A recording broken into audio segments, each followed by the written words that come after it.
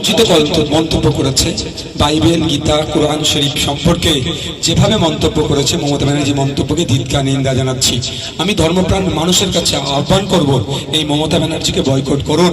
যদি আমরা এই মমতা ব্যানার্জিকে বয়কট না করি, ইতিপূর্বে সারদা মায়ের সাথে তার দলের নেতাদেরকে নিয়ে তার তুলনা তো করে দিয়েছিল, মমতার উম্মত বলে বানিয়ে দিয়েছিল, আল্লাহর সাথে তুলনা করে দিয়েছিল।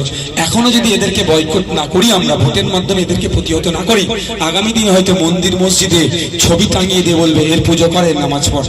আমি ধিক্কার, নিন্দা জানাচ্ছি মমতা ব্যানার্জিকে। অবিলম্বে তার বক্তব্যের জন্য তাকে ক্ষমা চাইতে হবে, কারণ বাইবেল, গীতা, কোরআন শরীফ বিভিন্ন ধর্মের মানুষের কাছে তাদের আবেগ, আস্থা, ভালোবাসা, তার উদ্বেগ অন্য কাউকে তারা মানতে পারে না। যেভাবে এই আক্রমণ করেছে, ধর্মকে অবমাননা করেছে, যদি মমতা ব্যানার্জি ক্ষমা না চান, এর জবাব কিন্তু ইন্ডিয়ান সেকুলার ফ্রন্টের পক্ষ থেকে সময়ের সাথে সাথে দেওয়া হবে। আমি অনুরোধ করবো মিডিয়ার মাধ্যমে সাধারণ মানুষের কাছে যে আপনারা এর বিরুদ্ধে এই মমতা ব্যানার্জিকে বা তার দলকে বয়কট করুন।